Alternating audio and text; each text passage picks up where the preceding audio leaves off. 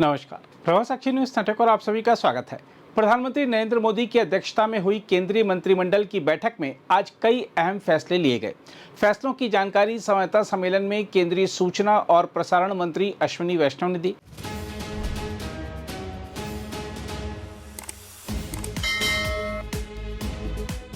बैठक में विमानन क्षेत्र को राहत देने, दिल्ली एनसीआर में प्रदूषण कम करने और देश के विभिन्न राज्यों में राष्ट्रीय राजमार्ग परियोजनाओं को मंजूरी देने जैसे महत्वपूर्ण निर्णय लिए गए। केंद्रीय मंत्री अश्विनी वैष्णव ने बताया कि केंद्रीय मंत्रिमंडल ने पश्चिम एशिया संकट के कारण विमान ईंधन की कीमतों में आई भारी अस्थिरता को देखते हुए भारतीय विमानन कंपनियों के लिए विमान ईंधन मूल्य स्थिरीकरण कोष को मंजूरी दी है।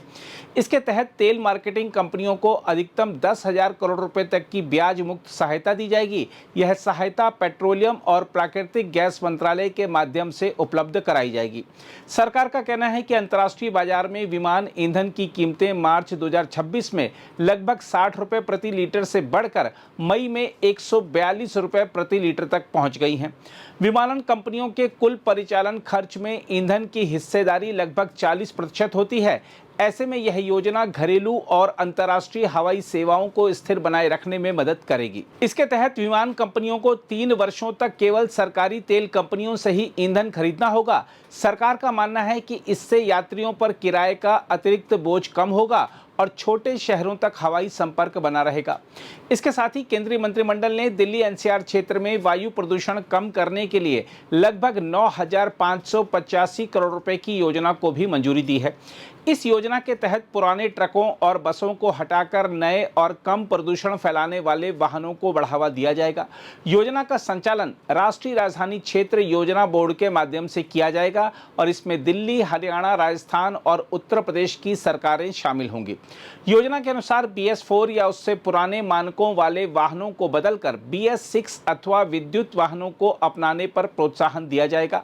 सरकार 5 वर्षों तक ऋण पर 5% ब्याज सहायता देगी, ईंधन वाउचर उपलब्ध कराएगी और वाहन खरीद पर विशेष लाभ भी दिए जाएंगे। हम आपको बता दें कि दिल्ली एनसीआर में परिवहन क्षेत्र प्रदूषण का एक प्रमुख कारण है और केवल 3% भारी वाहन ही PM 2.5 प्रदूषण का 36% हिस्सा पैदा करते हैं। सरकार को उम्मीद है कि इससे लगभग 2,07,000 वाहन मालिकों को लाभ मिलेगा और क्षेत्र की वायु गुणवत्ता में सुधार होगा। मंत्रिमंडल की बैठक में देश के कई राज्यों में महत्वपूर्ण सड़क परियोजनाओं को भी मंजूरी दी गई। मध्य प्रदेश के राष्ट्रीय राजमार्ग 347B के 233 किलोमीटर लंबे हिस्से के उन्नयन पर 4,415 करोड़ रुपए खर्च किए जाएंगे। यह परियोजना बैतूल, खंडवा, खरगोन और बड़वानी जिलों को बेहतर सड़क संपर्क प्रदान करेगी। इसके तहत कई बाईपास भी बनाए जाएंगे जिससे यात्रा समय कम होगा और सड़क सुरक्षा में सुधार आएगा। इस परियोजना से वस्त्र उद्योग, मेगा फूड पार्क, ताप विद्युत संयंत्र तथा रेलवे और हवाई अड्डों को बेहतर संपर्क भी मिलेगा। सरकार के अनुसार इससे प्रत्यक्ष और अप्रत्यक्ष रूप से लाखों मानव दिवस रोजगार का सृजन होगा। साथ ही तेलंगाना में राष्ट्रीय राजमार्ग 63 और 563 के लगभग 191 किलोमीटर हिस्से को 4 लेन में विकसित करने की मंजूरी दी गई है। 7,597 करोड़ रुपए की लागत वाली इस परियोजना से निजामाबाद, जगतियाल, मंचेरियल और करीमनगर जिलों में यातायात सुगम होगा। परियोजना पूरी होने पर यात्रा समय में 1.5 घंटे तक की कमी आने की उम्मीद है। यह सड़क परियोजना आर्थिक और सामाजिक केंद्रों को जोड़ने के साथ साथ माल परिवहन को भी तेज करेगी। इसके अलावा बिहार में खगड़िया से पूर्णिया तक राष्ट्रीय राजमार्ग 31 और 231 के 143 किलोमीटर हिस्से को 4 लेन बनाने की परियोजना को भी स्वीकृति मिली है। करीब 3,936 करोड़ रुपए की लागत वाली यह परियोजना खगड़िया, भागलपुर, कटिहार और पूर्णिया जिलों को लाभ पहुंचाएगी। परियोजना के तहत पूर्णिया शहर के लिए ग्रीनफील्ड बाईपास भी बनाया जाएगा। इससे यात्रा समय घटकर लगभग 2 घंटे रह जाएगा और माल परिवहन अधिक सुगम होगा। इसके अलावा ओडिशा में रामेश्वर से पारादीप तक नए तटीय राजमार्ग निर्माण को मंजूरी दी गई है। लगभग 8,300 करोड़ रुपए की इस परियोजना के तहत 160 किलोमीटर लंबी सड़क विकसित की जाएगी। इससे पुरी, केंद्रापड़ा और जगत सिंहपुर जिलों को बेहतर संपर्क मिलेगा और यात्रा समय में 2.5 घंटे तक की कमी आएगी। परियोजना से पर्यटन, मत्स्य उद्योग और बंदरगाह गतिविधियों को बढ़ावा मिलने की उम्मीद है। सरकार का कहना है कि इन सभी सड़क परियोजनाओं से क्षेत्रीय विकास, रोजगार सृजन और देश की लॉजिस्टिक क्षमता को मजबूती मिलेगी। बहरहाल आज देखते हैं संवाददाता सम्मेलन में केंद्रीय मंत्री अश्विनी वैष्णव ने और क्या जानकारियां दी। आज माननीय प्रधानमंत्री श्री नरेंद्र मोदी जी की अध्यक्षता में कैबिनेट में बहुत बड़े महत्वपूर्ण फैसले लिए गए हैं, उनके बारे में आपको जानकारी दूंगा। 6 बड़े फैसले लिए गए हैं, जिसमें सबसे पहला फैसला है आज की जो वेस्ट एशिया क्राइसिस के कारण जो ATF एविएशन टर्बाइन फ्यूल उसका जो प्राइस बढ़ा है और उसका जो इम्पैक्ट आ रहा है एविएशन सेक्टर पे, उसको मिटिगेट करने के लिए 10,000 करोड़ रुपीस का एक ATF price stabilization fund create किया गया। दूसरा, दिल्ली के पोल्यूशन को रोकने के लिए एक लगातार कई स्टेप्स लिए जा रहे हैं। उन स्टेप्स में एक बहुत बड़ा निर्णय लिया गया कि जो 40% कंट्रीब्यूशन है पार्टिकुलेट मटेरियल का, वो ट्रांसपोर्टेशन सेक्टर के कारण आता है, और उस ट्रांसपोर्टेशन में जो सबसे बड़ा कंट्रीब्यूटर है हैवी ट्रक्स और बसेस, उनको रिप्लेस करने का, पुरानी ट्रकों और बसों को रिप्लेस करने का इसमें फैसला लिया गया है। तीसरा फैसला है उड़ीसा में कोस्टल हाईवे, पूरे कोस्ट में जो इसका फेज 1 आज अप्रूव हुआ है, रामेश्वर से कोणार्क से लेके पारादीप तक, यानी उड़ीसा के सदर्न टिप से लेके करीब आपके सेंटर तक आ जाएगा, पारादीप तक। फिर बिहार का बहुत एक इम्पॉर्टेंट हाईवे का प्रोजेक्ट अप्रूव हुआ है, खगड़िया से पूर्णिया के बीच में 4 लेनिंग NH31 और 231 के सेक्शंस का है ये। पांचवा फैसला लिया गया है तेलंगाना में 2 बड़े हाईवे हैं जो वारंगल के साइड में हैं, उनका 4 लेनिंग का फैसला लिया गया।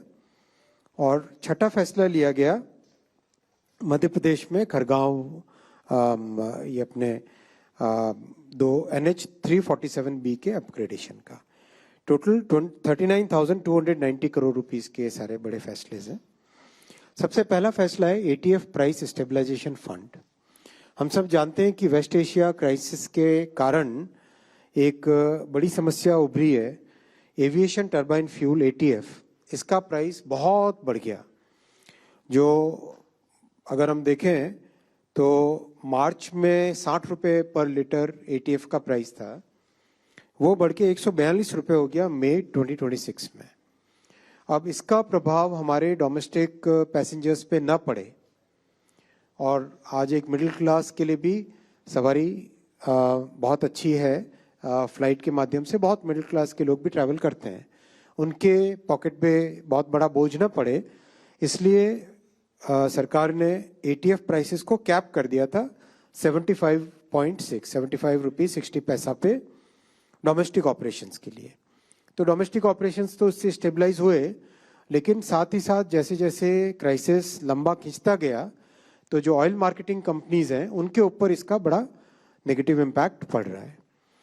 तो कैसे एक विन विन विन सोल्यूशन निकले, जिसमें win for the airlines, win for the OMC companies and win for the citizens, ये विन विन विन फार्मूला कैसे निकले, उसके लिए बहुत बड़ा अटेम्प्ट किया गया। And lot of thinking, lot of consultation with the industry, consultation with the banking sectors, consultation with the OMCs. Finally, the solution which has come out is a ATF price stabilization fund. ATF price stabilization fund में basically एक self sustaining revolving fund बनाया गया है।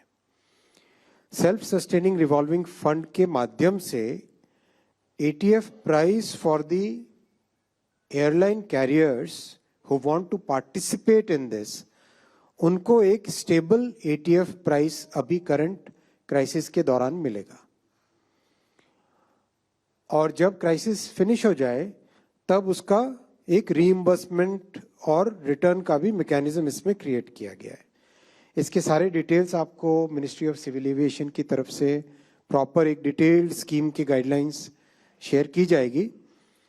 मैं आपको net इसका बताना चाहता हूं कि इससे हमारे एंटायर एविएशन सेक्टर में करीब 70 लाख से अधिक जो जॉब्स हैं जिनके ऊपर इम्पैक्ट पड़ना आरंभ होने लगा था because of the stress in this sector, वो इससे सिग्निफिकेंटली मिटिगेट होगा।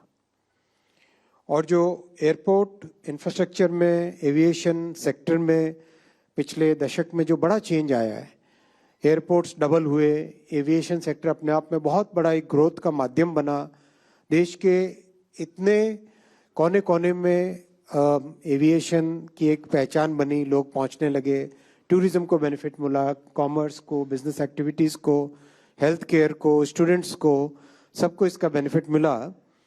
वो सेक्टर इस स्कीम से सिग्निफिकेंटली स्ट्रेस से बाहर निकल के आएगा।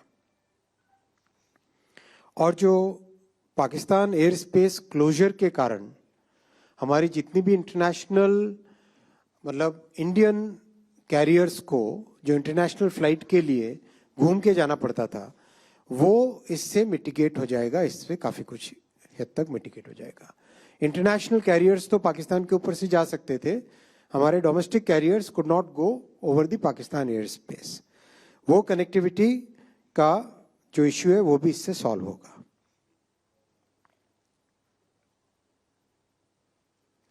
ये पहला आज का फैसला था।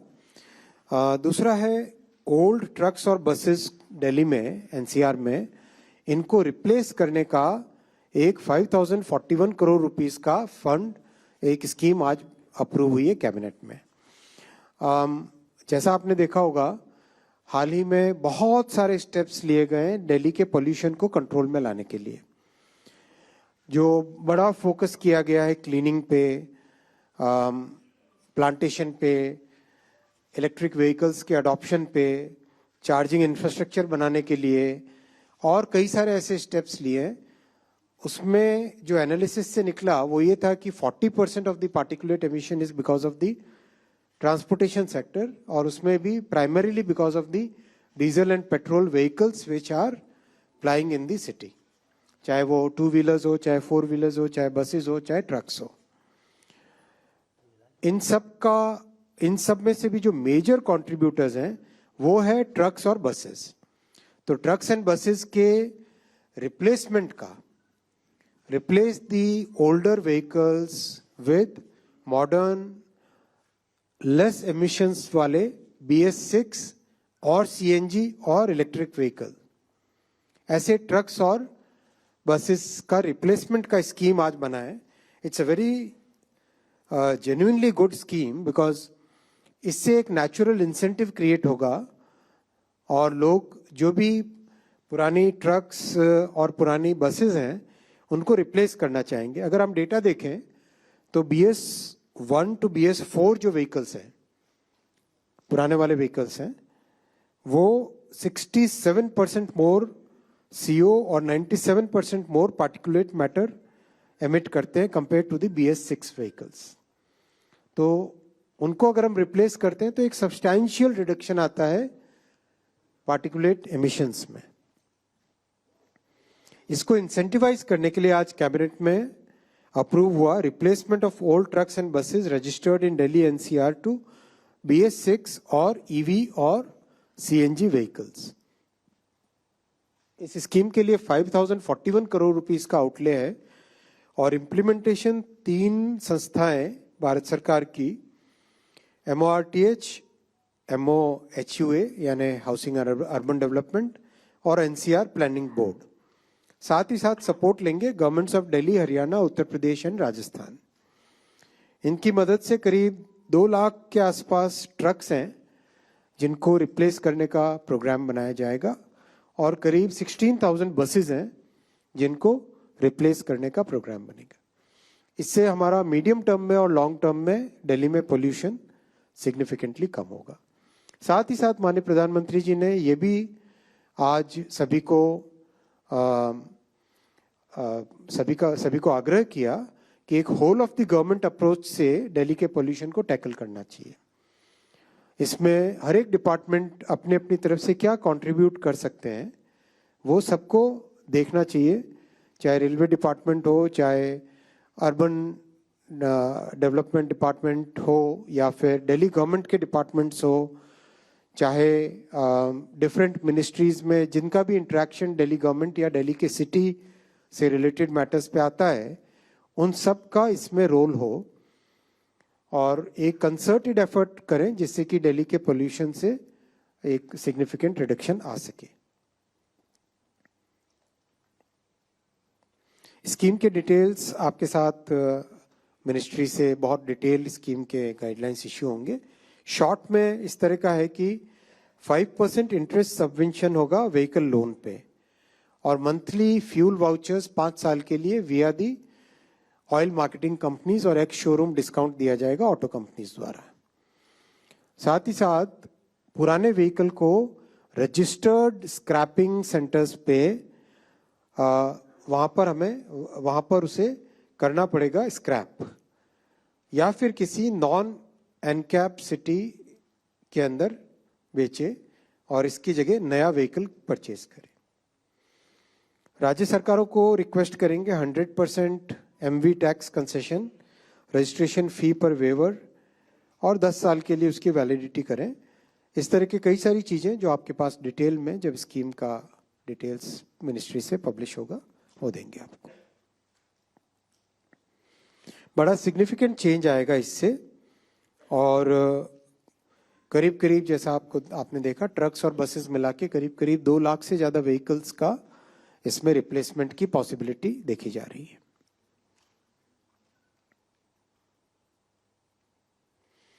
तीसरा, उड़ीसा में कोस्टल हाईवे जो भारतीय जनता पार्टी एनडीए सरकार के मैनिफेस्टो में भी था, और जो स्टेट की बहुत लंबे समय से एक डिमांड रही है, बिकॉज कोस्टल एरियाज का बार बार साइक्लोन से इम्पैक्ट होना, कोस्टल एक्टिविटीज जो है, चाहे फिशिंग हो, चाहे पान की खेती हो, चाहे राइस की, धान की खेती हो, कई तरह के इकोनॉमिक एक्टिविटीज हैं।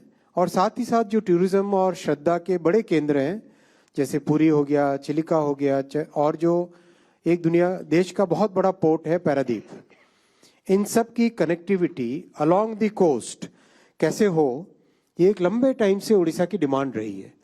तो इस डिमांड को आज माननीय प्रधानमंत्री श्री नरेंद्र मोदी जी ने कैबिनेट में अप्रूव किया, और कोस्टल हाईवे का greenfield coastal highway along Rameshwar Konark Paradip section, ये आगे नक्शा दिखाता हूं मैं आपको। इसको कोस्टल हाईवे के अगर मैप को हम देखें तो मैं उड़िया में बोलूंगा, जो उड़िया समझते हैं वो इसका आनंद लें, और जो उड़िया नहीं समझते हैं वो भी इस मीठी भाषा का आनंद लें। यदि आपण ओडिशा रो नक्शा देखिबे, ए ओडिशा मैप रे all along the coastal line Digha अच्छी वेस्ट बेंगल रे, सेठू आसिले बालेश्वर, चांदीपुर रू जोठी सबू मिसाइल गुड़ी को लॉन्च हुए, सेठी तले आसिले सोरो, भद्रक, पारादीप रू कोणार्क, जहाँ वर्ल्ड रो एंशिएंट सन टेम्पल अच्छी, कोणार्क, तापर पुरी महाप्रभु जगन्नाथंक भूमि, सेठू आसिले चिलिका, ये चिलिका लेक अच्छी, ये चिलिका लेक उपरे रामेश्वर जगह, यानी आज जहाँ अप्रूव है, फर्स्ट फेज अप्रूव है 160 किलोमीटर्स रामेश्वर दे की पुरी कोणार्क को कनेक्ट करी की पारादीप। यार सेकेंड फेज डीपीआर तैयारी चली, सेटा पारादीप भितरकनिका दे की भद्रक, सोरो, बालेश्वर दे की Digha. That means entire coastline from north up there, Digharu, south asile Bhogarairu, Neiki, all the way to entire coastal area ko connect karivaru a project achi. This project is for connecting the entire coastal areas of Odisha, and this is a very important project because this project will basically provide huge economic boost to the people living in the coastal areas. And the economic activities in the coastal areas of Odisha are multifarious, from betel nut to fishing to rice farming to Paradip port, which is a major port, very big port, to Puri and Konark, which are really significant parts of our culture and history and our devotion. And Konark has one of the oldest, one of the very famous sun temples. And Chilika Lake, I must request all of you to visit Chilika. This is one of the most beautiful places on earth. So must visit place. So this entire area will be connected by this coastal highway. This this project will be a 100 kmph design speed, which means a high speed road corridor, and alternate to the NH16 and NH316. Rameshwar यानी चिलिका के पास में जो है वहाँ से पारादीप की travel time बहुत कम हो जाएगी, और जो इम्पोर्टेंट प्लेसेस हैं, जगन्नाथ महाप्रभु जी का मंदिर, कोणार्क सन टेम्पल, पुरी बीच, इन सब का कनेक्टिविटी पूरी इंटरनेशनल एयरपोर्ट जो अपकमिंग एयरपोर्ट है उससे कनेक्टिविटी होगी। और एक बहुत इंपॉर्टेंट प्रोजेक्ट आज अप्रूव हुआ है बिहार में, खगड़िया पूर्णिया सेक्शन। मैप पे अगर हम देखें इसको,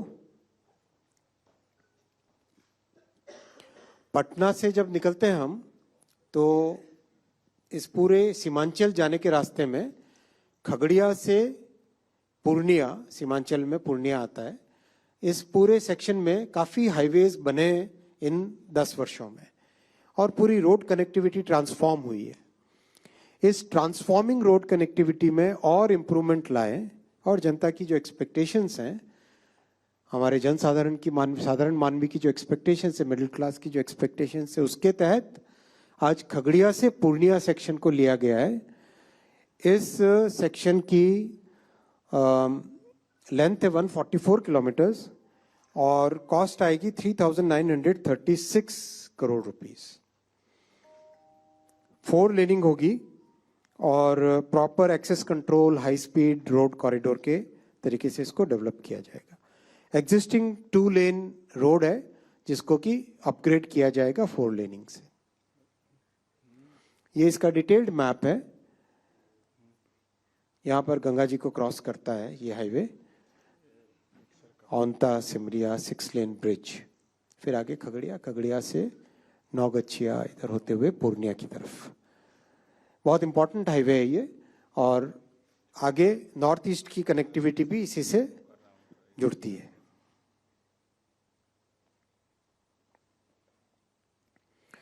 फिर तेलंगाना में बहुत इंपॉर्टेंट प्रोजेक्ट लिया गया है। मैप पे अगर हम देखें तो इस तरह से है। ऊपर सेंट्रल इंडिया में नागपुर से आए, नीचे तेलंगाना की तरफ जब आते हैं, मंचेरियल है, वारंगल है, विजयवाड़ा नीचे आंध्र प्रदेश में आ गया। और इधर थोड़ा सा जाए तेलंगाना के तो आरमोर और नीचे आते हुए हैदराबाद और करीमनगर और वारंगल, ये सारा एरिया, इन सब को कनेक्ट करने वाला जो हाईवे का सेक्शन है, 3 सेक्शन है इसमें से, आरमोर जगतियाल, जगतियाल मंचेरियल और जगतियाल करीमनगर। वापस अगर नक्शे पे इसको देखें, आरमोर से जगतियाल, जगतियाल से करीमनगर और इधर आगे मंचेरियल की तरफ। ये जो रेड में दिख रहे हैं आप, देख रहे हैं आप, ये तीनों के तीनों सेक्शंस का आज कैबिनेट में अप्रूवल हुआ है।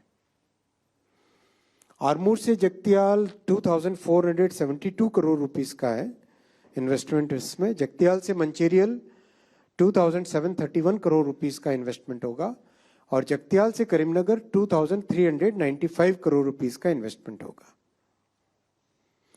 इससे तेलंगाना के अंदर कनेक्टिविटी का एक बहुत अच्छा इम्प्रूवमेंट आएगा। और जिस तरह से माननीय प्रधानमंत्री श्री नरेंद्र मोदी जी के लीडरशिप में तेलंगाना को एक नया इकोनॉमिक हब बनाने का एक संकल्प लिया गया है। आपने देखा बुलेट ट्रेन के प्रोजेक्ट में भी हैदराबाद एक शहर है जिसमें 3 बुलेट ट्रेन के प्रोजेक्ट्स एक साथ आए, और बुलेट ट्रेन के प्रोजेक्ट्स का बहुत सारा बेनिफिट तेलंगाना को मिल रहा है।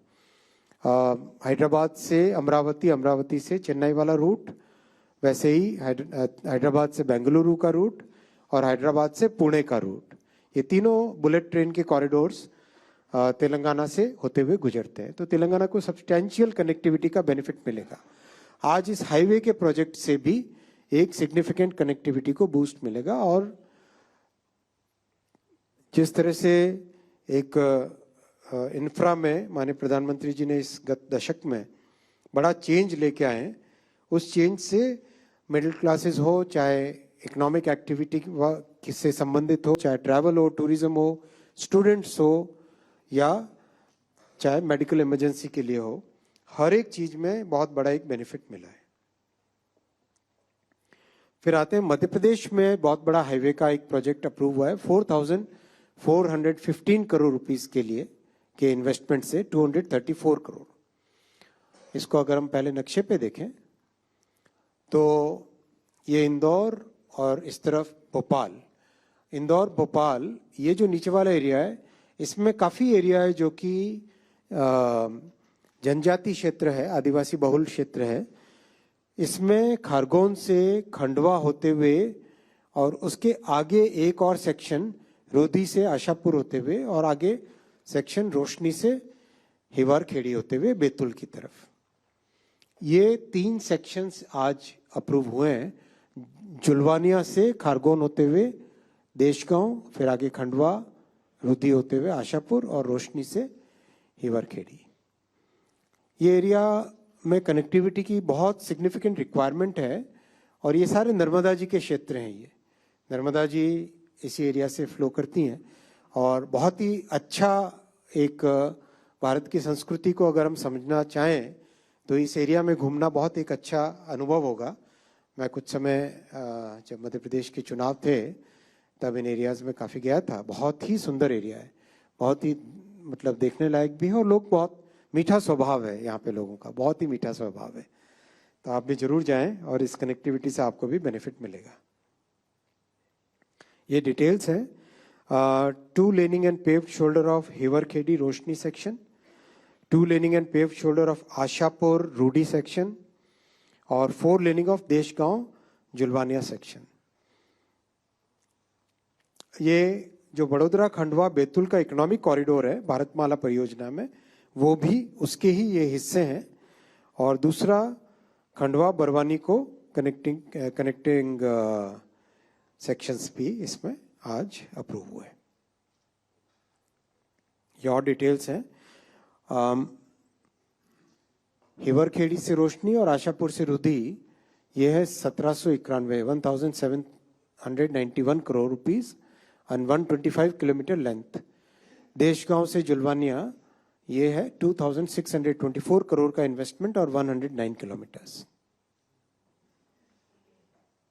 ये और डिटेल में है, इस मैप में आप और डिटेल में देख सकते हैं कौन से शहर और डिस्ट्रिक्ट्स के कौन से हिस्से इसमें जुड़ रहे हैं। कनेक्टिविटी अगर देखें तो नीचे मध्य प्रदेश की महाराष्ट्र के साथ कनेक्टिविटी भी इससे अच्छा इंप्रूवमेंट आएगा और वेस्ट में अगर जाए तो गुजरात के साथ कनेक्टिविटी और ईस्ट में जाए तो छत्तीसगढ़ और आगे बंगाल के साथ कनेक्टिविटी भी बहुत अच्छी इस प्रोजेक्ट से होती है।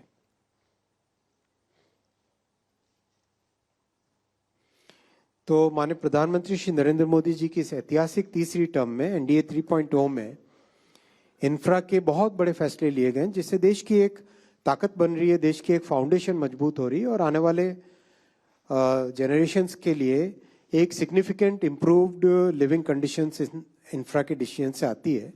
विशेषकर मिडिल क्लासेस के लिए, लो इनकम फैमिलीज के लिए बहुत इम्प्रूवमेंट एक आता है।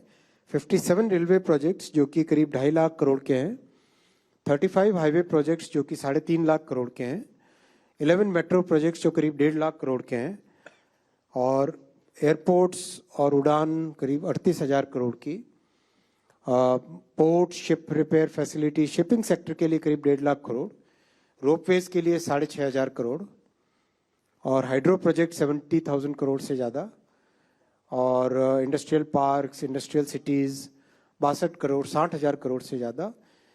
लो इनकम फैमिलीज के लिए आवास योजना 5.5 लाख करोड़ और जल जीवन मिशन 8.5 लाख करोड़ और कोल गैसिफिकेशन एनर्जी सिक्योरिटी के लिए 37,000 करोड़। ओवरऑल 25 लाख करोड़ से ज़्यादा के फैसले ऐसे लिए गए जिससे कि देश के लिए एक मजबूत आधार बने, मजबूत नींव बने और आने वाली जनरेशन्स तक भारत जो विकसित देश, विकसित भारत बनाने का सपना है उसमें इन सब प्रोजेक्ट्स का योगदान हो। अगर आप भी लेना चाहते हैं देश दुनिया की तमाम जानकारी तो आज ही सब्सक्राइब करें हमारे चैनल को। साथ ही नीचे दिए बेल आइकन को जरूर दबाएं ताकि हर अपडेट आप तक पहुंच सके।